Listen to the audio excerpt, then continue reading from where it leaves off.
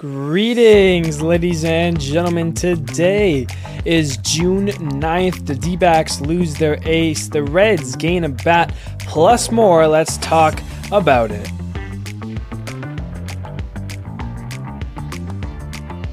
Hello, everybody. My name is Steven. This is the middle of the order. How are we doing today? Ladies and gentlemen, welcome back for another episode here. More baseball over the weekend, of course. The other sports winding down. NBA championships, NHL playoffs, down to their final two teams each, which is always fun.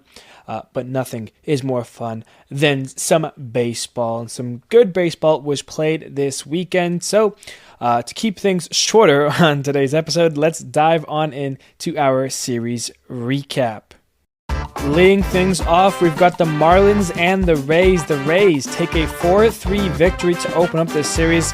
Then a crazy homer day for the Rays with Christopher Morel hitting 2 homers, Jansen going deep, Taylor Walls going deep, Brandon Lau all going deep, yet somehow the Marlins hold on to an 11-10 victory in the 10th inning. Jesus Sanchez goes deep, and they get a 6-run fifth to help them with the win. But the Rays come back. Yandy Diaz, a game-tying 2-run home run, helps them take a 3-2 victory in the finale to take 2 of 3 from the Marlins. Red Sox and Yankees, the rivalry gets hot with Jazz, Volpe, and Goldie all homering for the Yankees. Devers go deep for the Red Sox. And how about Marcelo Mayer with his first career MLB home run against the Yankees? They take it 9-6 though, but Boston comes back in the next 2 games, 10-7 in game 2. They get a 5-run third inning, and then Rami Gonzalez with a home run in this one. And in the rubber match, Judge had a 2-homer game. LeMahieu hit his second home run of the season, but it's Christian Campbell, Narvaez, Toro, Story. They go back-to-back, Abraham Toro and Story do. Devers also goes deep. He loves hitting home runs against the Yankees. He has 30 career homers against the Yankees. Boston takes it 11-7. They take 2 of 3 from New York. Blue Jays and Twins. Those Blue Jays are hot. And speaking of hot, Barger and Springer are both of them going deep again. The Jays come back from down 3 to a 6-4 victory. And then in game 2, it's George Springer again. A clutch 2-run home run in the 8th for the lead. Leads to a 5-4 Blue Jays victory. Winners of 9 of their last 10. But the Twins come back to avoid the sweep. Brooks Lopez and Christian Vasquez both go deep. 6-3 Minnesota. They drop 2 of 3 though to the Blue Jays. Cubs and Tigers now. Torkelson go-ahead home run for his 15th of the year. And how about Jahmai Jones, a pinch hit bomb? Tigers take a 3-1 victory there. The Cubs come back though with 5 homers in game 2. Seiya Suzuki, a 2-homer game. Michael Busch goes deep. Pete Crow Armstrong continues his hot streak, and Matt Shaw as well. Cubs 6-1, and in the finale, it's a 2-run double from Torque and a 2-run single for Green. 4-0 Tigers the final as Detroit takes 2 of 3 from the Cubs. Royals and White Sox, Mike Tauchman. He gets a home run to tie this game up at 2, and then in the 8th it unravels for the Royals as the White Sox score 5 runs for a 7-2 victory.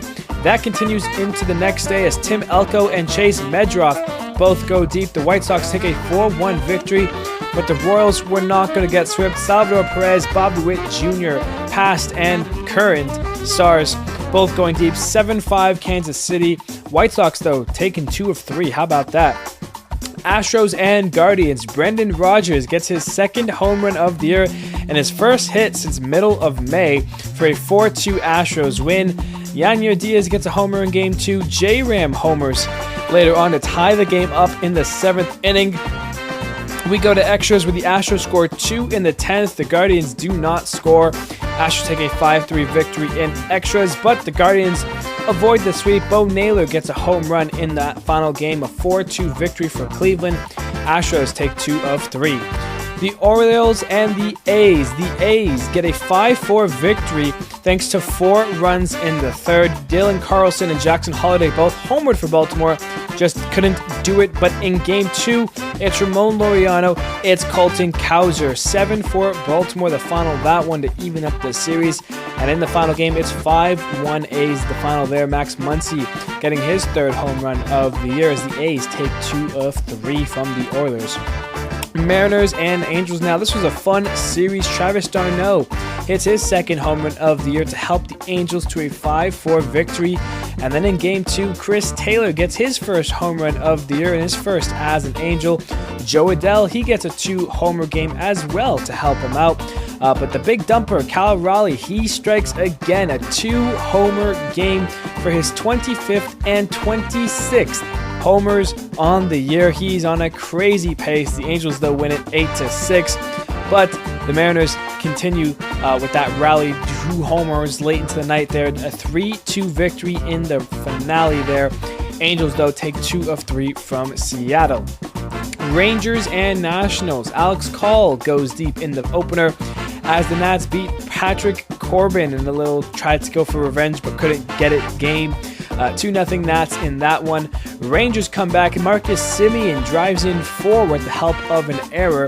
It's 5-0 Texas to even up this series. And then in the rubber match, Evan Carter and Jake Berger both go deep. 4-2 Texas, the final. The Rangers take 2 of 3. Phillies and Pirates. How about the Buccos? Brian Reynolds and Henry Davis both go deep in the opener, and Nick Gonzalez hits the walk-off sac flies. The Pirates can celebrate 5-4. And with that walk-off, they got a little something called a momentum because Henry Davis crushes another home run. It's a go-ahead blast in Game 2, and it's the difference as the Pirates win it 2-1. And then in the final game, Andrew McCutcheon, a go-ahead single in the 8th, scores a run for the Pirates. They needed it. 2-1 the final there. The Pirates take all 3 games and sweep the Phillies. Padres and Brewers now. It's Manny Machado who goes deep in the opener for a 2-0 Padres win. Then in Game 2, it's the Brewers that tie up the game, and then Caleb Durbin with the walk-off home run to even up the series. But in the finale, it's Manny Machado once again. His home run is the only run in the game, as pitching was the name of the game in this series. 1-0 Padres, the final in that one. Padres take 2 of 3 from the Brew Crew. We go now to D-backs and the Reds. This first game had to be finished on Saturday because on Friday it started to rain. But before that, Marte and Perdomo hit back-to-back home runs to D-backs. TJ Friedel hit a home run, and then Christian Encarnacion Strand goes deep as well to tie it at 3. That's where the rain sets in. So in the next day, we're in extras, and it's Christian Encarnacion Strand. Once again, he wins it with a walk-off double in the 10th. How about it for 3 Reds? The next day, Christian Encarnacion Strand, another home run. Gavin Lux, a grand slam as the Reds annihilate the D-backs 13-1. And in the finale game, Jose Trevino goes deep, Matt McLean goes deep, and a little somebody with the name of CES, Christian Encarnacion Strand, he goes deep in all 3 games of the series, plus the walk-off in the first game. 4-2 Reds as Cincinnati sweeps the D-backs. Dodgers and Cardinals now. Pedro Pajes and Wilson Contreras both go deep. It's a 5-0 Cardinals win. In Game 2, Nolan Arenado, how about a walk-off single in a tight pitching game? 2-1 Cardinals, the final there, but there was no way they were going to sweep the Dodgers. Mookie Betts goes deep, his 9th of the season. The Dodgers rally for a 7-3 victory. But the Cardinals, how about it? Taking 2 of 3 from the Dodgers, helping out the Padres and the Giants. Mets and Rockies here. The Mets, what did you expect? Come on. 4-2 Mets, 8-1 Mets, 13-5 Mets. Ronnie Mauricio hits his first home run of the year in that second game. Jared Young went deep. Jeff McNeil had 3 homers before entering the series. He had 3 homers in this series. He hit 1 in Game 2 and had a 2-homer game in Game 3. Pete Alonso also with a 2-homer game. Brett Beatty went deep. Francisco Alvarez went deep. It was all New York, and it's a big, big sweep for the Mets. Which brings us to the last series, the Braves and the Giants. The Giants in extras win it on a walk-off wild pitch from Pierce Johnson in the 10th inning. They take a 5-4 victory. In Game 2, Flores goes deep for the Giants. Michael Harris goes deep for the Braves. We end up tied until the 9th, where Matt Chapman wins it. A walk-off home run, back-to-back walk-offs for the Giants. They take a 3-2 victory. And with back-to-back walk-offs, of course, the momentum would give it to San Francisco. 4-3 the final as the Giants sweep the Braves in a huge series for them. And that's your series recap. Jumping now into the game of the weekend, we're heading to Steinbrenner Field for Miami versus Tampa Bay, Battle of Florida. The scoring gets started in the bottom of the second with Christopher Morel hitting his 4th homer of the year. It's a 3-run shot to put the Rays up 3. And then later on in the inning, Taylor Walls gets a double, 4-0 the Rays after 2 innings. But in the third, Miami gets those 4 runs right back. Xavier Edwards, he gets an RBI double. And then Jesus Sanchez, a 3-run bomb, his 5th of the year. And all of a sudden, it's 4-4 like that. Bottom 4, Danny Jansen, a 2-run shot, his 5th homer of the year, puts the Rays back with an 2. But then the top of the 5th was where Miami strikes. Xavier Edwards, an RBI single, brings the game within 1. Jesus Sanchez delivering again. It's a 2-run double for him to put Miami up 7-6. Liam Hicks, a 2-run double, makes it a 9-6 game. And then Dane Myers with a 1-run double. It's 10-6 Miami after a 6-run 5th inning. But Tampa Bay starts cracking into that lead right away in the bottom of the 6th. Christopher Morel hits his 2nd homer of the game, his 5th of the year, to make it 10-7. And then Taylor Walls, a 2-run shot, his 2nd homer of the season. It's 10-9. Tampa Bay down a run until the bottom of the 7th when it's Brandon Lau. Lau, like now, his 13th homer on the season. It's a solo shot to tie the game up at 10. How about that? We go into extras where it's Heriberto Hernandez with an RBI single for Miami. That puts them up within 1. And then it's Gibson who closes it down. He had a 2-run inning, or 2-run inning. 2 innings pitched. He got them holding into the 9th inning to push it into extras, and then for the win. Tampa Bay cannot score. 11-10 the final. Miami takes it in 10 innings, and that is your game of the weekend. How about that? Let's get into the news, baseball news from the week here, and there's one thing that is the most pressing and unfortunate for Arizona, and that's because they have lost their ace, really. Corbin Burnes is needing Tommy John surgery. He will miss the remainder of the season and a little bit more, of course.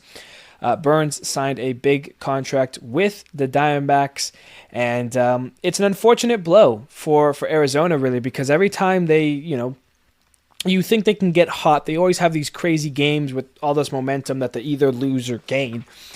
And Burnes has been a big piece in MLB for, the decade here, since the 2020s really started.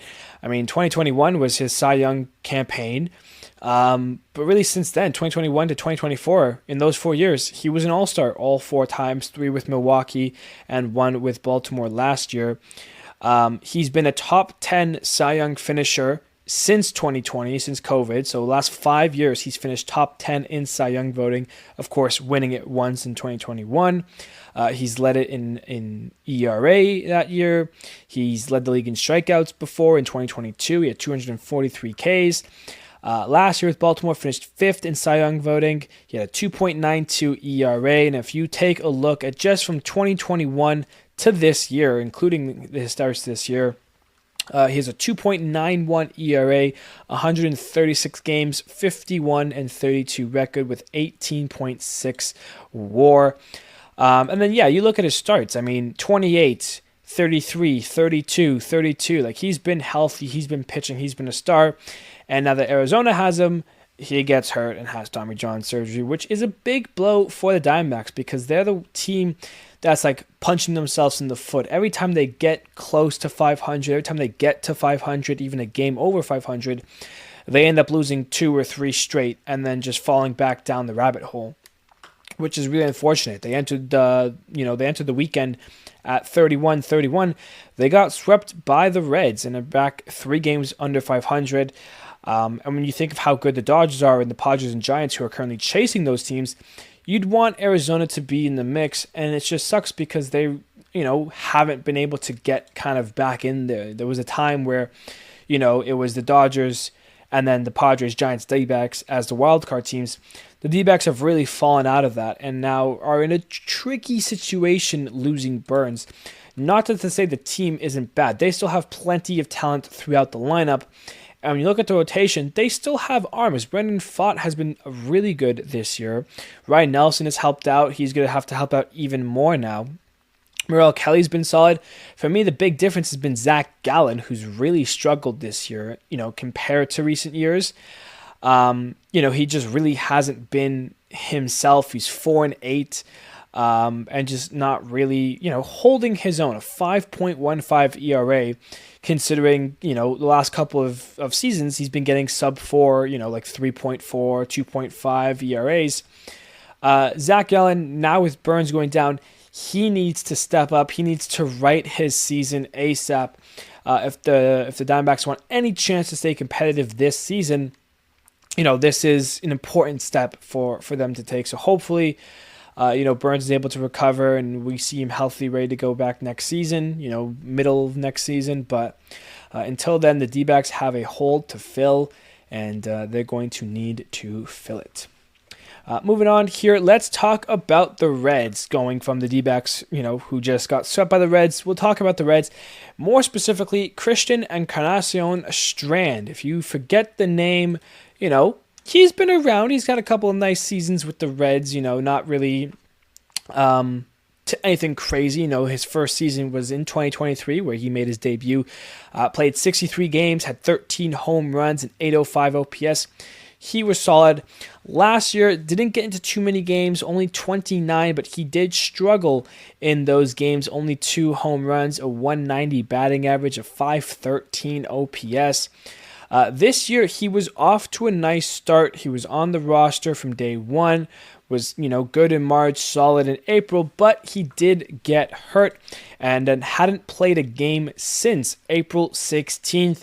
That was until this series. On Friday was his first game back since April 16th, and he just had a crazy first weekend back. The Reds need this kind of guy in their lineup to get going again. In his first series back from injury against the Diamondbacks, he went 7 for 13. He had 3 homers, 1 in each game. He had 6 RBIs, and the walk-off in this first game back. The walk-off double to help the Reds take the first game. And honestly, it was a big reason why they got, the series sweep in my mind. When you take his numbers from the beginning of the year, add this weekend, he's up to 5 home runs already now. A 742 OPS, really just, put his name kind of back out on the map. And the Reds need their young kids to click. With their sweep, they got to 500. They're at 33-33, just 2 games back of the Brewers. They have a long way to go to chase down the Cubs for the division, but they're only 4.5 back of the wild card right now. Still plenty of time. And with, Hunter Green, Nick Lodolo, when you have pitchers like that, if Ellie can stay consistent a little bit, shorten those slumpy streaks, strike out a little bit less, the Reds could really find a gear here. So hopefully CES will make an impact. But yeah, definitely a fun first weekend back for him. Moving on now, let's talk about the NL East and the struggles that some of the teams have been on here.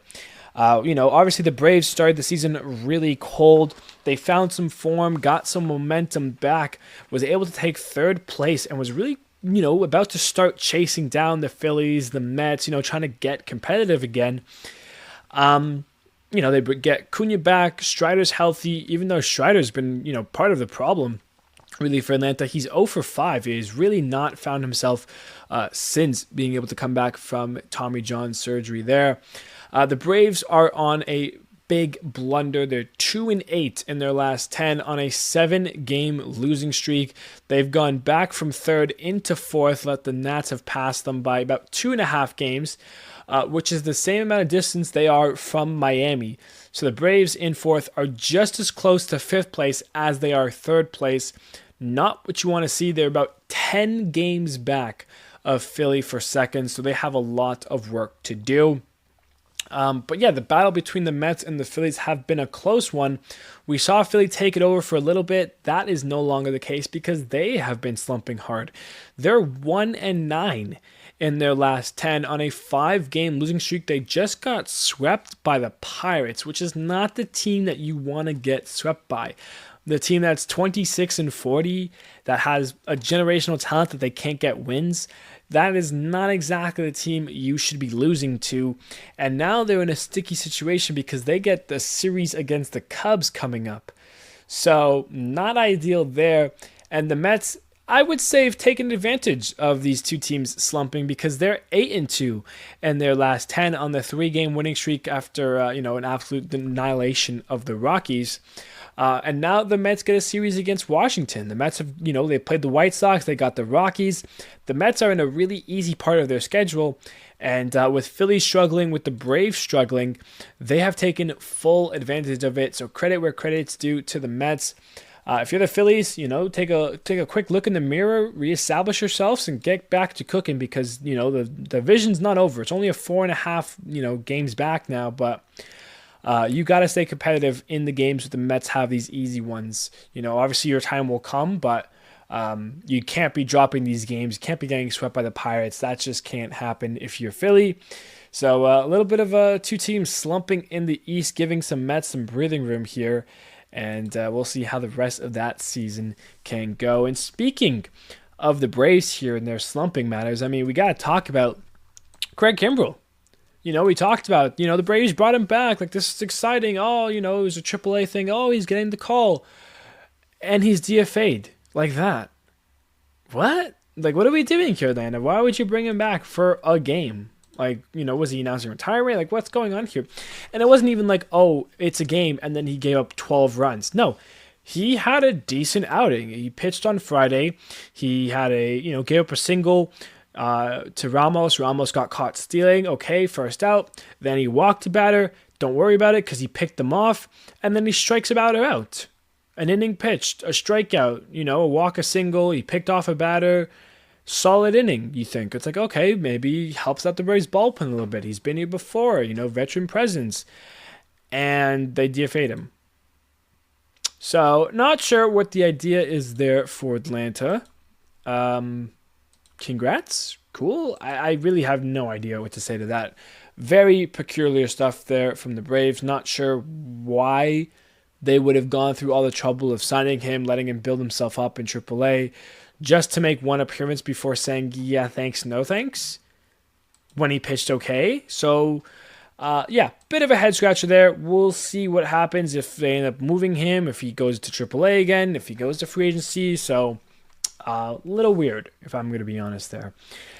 Speaking of DFAs, the last thing to talk about here in terms of the baseball news, the Giants DFA'd LaMonte Jr. This was a couple of days ago. Well, late night, LaMonte has found a new home as the Giants have traded him to the Angels in exchange for either a player to be named later or cash. We mentioned LaMonte Jr., Mr. Late Night Lamont, and his, heroics in 2021 where the Giants won 107, games. He was a big reason why. He had a lot of late night hits, a lot of, 8-inning, 9-inning heroics that helped those Giants get those wins. He had 2 solid years in 2023 and 2024 where he had in total almost 5 WAR. He had a 4.9 WAR in 252 games. He had 25 home runs, a 777 OPS. The start of this season just hasn't been good enough, hasn't been cutting it. A 546 OPS, only 1 homer in 50 games. So they DFA him. He heads to the Halos, and I think it's going to be good for him. I'm excited to see kind of what he's able to help, what he's able to do that help them out. Obviously, the Angels, in a bit of a particular spot. They've got talent, but the other teams are a lot more talented, so not exactly sure what's going to happen there with the Angels, but we shall see. Excited to see LaMonte Wade in a new uniform, of course. Spent some time in Minnesota beforehand, but no one really remembers him until his time in San Francisco. He heads over there in the trade, and that is our baseball news from the weekend here. So let's get into our hot and colds. We're starting it off as usual with our hots. Pete Alonso had an incredibly hot week. 12 for 27. He had 2 doubles, 5 home runs. How about 15 RBIs? Are we mad? That's crazy. 9 runs scored, a 1.574 OPS. The polar bear popped off. Ketel Marte, 8 for 20, 4 homers, 8 RBIs, 6 runs, 6 walks, a 1.538 OPS. Aaron Judge, 9 for 20, 2 doubles, 2 homers, 5 RBIs, 5 walks, a 1.427 OPS. Jacob Wilson, the favorite right now for Rookie of the Year, 12 for 22, 2 doubles, a homer, 6 RBIs, 5 runs, a 1.338 OPS. And then Vinny Pasquantino, the Pasquatch, 13 for 26, a double, 2 homers, 7 RBIs, 4 runs, a 1.305 OPS. Those are your hot players. On the cold side, Willy Adames still trying to struggle things up with the Giants, 0 for 16 with 7 Ks. Corey Seager, 0 for 18 with 7 Ks. Marcell Ozuna, 1 for 24 with 8 Ks. Josh Young, 1 for 19 with 5 Ks. And then Paul Goldschmidt, 2 for 21 is 10 Ks. So how about that? Some struggling players there for our colds of the week. Moving on now, we have our injury updates. We've got, small list here. Notably, Bryce Harper on the 10-day IL with right wrist inflammation. So not great there for Philly, who are struggling. Tony Gonsolin, another Dodgers pitcher, lands on the IL 15-day with right elbow discomfort. Shea Langoliers for the A's on the 10-day IL with a strained oblique. And of course, we mentioned Corbin Burns. He's done for the year with Tommy John. So not great there for the Diamondbacks or baseball in general, because we like to see players healthy and pitching. Speaking of pitching, outstanding performances. Who was hot? Who was great in their starts this weekend? Michael Soroka. I'm still used to saying Mike Soroka, but he likes to go by Michael Soroka. 6 innings pitched, 2 hits, no earned runs, a walk, and 7 Ks. Tarek Skubal, 7 2/3 innings pitched, 8 hits, an earned run, no walks, and 6 Ks. Sonny Gray, 6 1/3 innings pitched, 8 hits, no earned runs, no walks, 5 Ks. Yoshinobu Yamamoto, 6 innings pitched, 4 hits, no earned runs, 2 walks, 9 Ks. Jacob deGrom, 7 innings pitched, 2 hits, no earned runs, no walks, 8 Ks. Jameson Taillon, 7 innings pitched, 3 hits, an earned run, a walk, and 5 Ks. Bryce Elder for the Braves, 8 innings pitched, 3 hits, an earned run, no walks, and 12 strikeouts. He went up against Logan Webb, who was 6 innings pitched, 6 hits, 2 earned runs, no walks, and 10 Ks. Jack Flaherty, 6 innings pitched, 2 hits, no earned runs, 3 walks, 9 Ks. Clayton Kershaw on the list, 5 innings pitched, 6 hits, an earned run, no walks, and 7 Ks. Paul Skeens dominant but did not get the win. 7 2/3 innings pitched, 2 hits, no earned runs, a walk, and 7 Ks. And lastly, George Kirby, 7 innings pitched, 2 hits, 2 earned runs, no walks, and 14 strikeouts, tying the high of the season so far. No one's been able to get 15 Ks yet, but we've seen a couple of 14 strikeout performances. George Kirby, probably his best start back from injury so far, his best start of the year. So good for him. As we head now to our standings check, and let's work in reverse order today. So we'll start in the NL West, where the Dodgers are 39 and 27, Padres 37 and 27, and the Giants 38 and 28. The Dodgers have a 1-game lead over both the Padres and Giants. Giants, though, on a 5-game winning streak, 7-3 in their last 10, and that have put them in a really good position. Diamondbacks 31 and 34, and the Rockies 12 and 53. Hashtag yikes. The NL Central, the Cubs still reign at the top, 40 and 25, 4 games up on the Cardinals, who are at 36 and 29. The Brewers are at 35 and 31, the Reds 33 and 33, and the Pirates at the bottom there, 26 and 40. As long as the Cubs, keep holding on, keep getting 2-3 games, here and there, they should be just fine. The NL East, we talked about them a little bit. The Mets 42 and 24, 8-2 in their last 10 atop the division there. 4.5 up on the Phillies, who are 37 and 28, 1-9 in their last 10, 5-game losing streak. Yikes there. Nats 30 and 35. Braves 27 and 37, 10 games under 500, 7-game losing streak. Not good there. Miami 24 and 39. Looking for their 40th loss on the year. The AL West has the Houston Astros in the lead. They're at 36 and 29. They're 2.5 up on the Mariners at 33 and 31. Texas still floundering under 500. They're 31 and 35. Tied with the Angels, who are 30 and 34. So it's, right there. Then the A's, of course, they've been very bad as of late. 26 and 41. They were at once a very good and fun team, and they have fallen to the bottom there. So not ideal for them.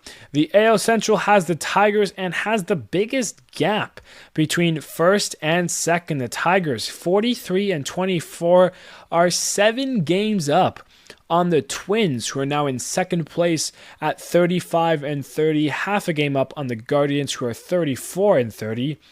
The Royals, a tough weekend, losing 2 against the White Sox. They're at 34 and 32. Those 2 losses, if they could have swept, could have been good for Kansas City. They're a game back of Cleveland and a game and a half of the Twins. So it really is a battle for second, potentially a wild card spot there.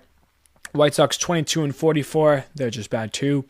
And then in the AL East, the Yankees are 39 and 25. They're 4.5 up on both the Rays and the Jays, as the AYSs are tied at 35 and 30 currently. The Blue Jays have been hot. They're 9 in their last 11, 9 wins in their last 11. They're 8-2 in the last 10 currently. Boston, 3 games under 500, took 2 of 3 from the Yankees. They're at 32 and 35. And Baltimore, despite a little bit better recent performance, they're still 26 and 38 and still a long way to go for them. So right now, division winners, the Yankees, the Tigers, the Astros, the Mets, the Cubs, the Dodgers. The closest one would be Dodgers with the Padres and Giants, who are both a game back of them. Cardinals 4, Phillies 4.5, Mariners 2.5, Rays and Jays 4.5, and then the Twins 7. So big gaps there. That is your standings check. And that brings us to our upcoming series. And let me tell you, there's one to watch. The Rays are in Boston to take on the Red Sox. Tigers at Oilers. Yankees at Royals. Reds at Guardians. Rangers at Twins. White Sox at Astros. A's at Angels. Nationals at Mets. Cubs at Phillies. Marlins at Pirates. Braves at Brewers. We got a bird battle, Blue Jays at Cardinals. Mariners at D-backs can kind of be, a lot of fun, I think. I think one of these games would be crazy. Giants and Rockies, and then the big series to watch. Highlight this, watch it late at night, whatever time you get to.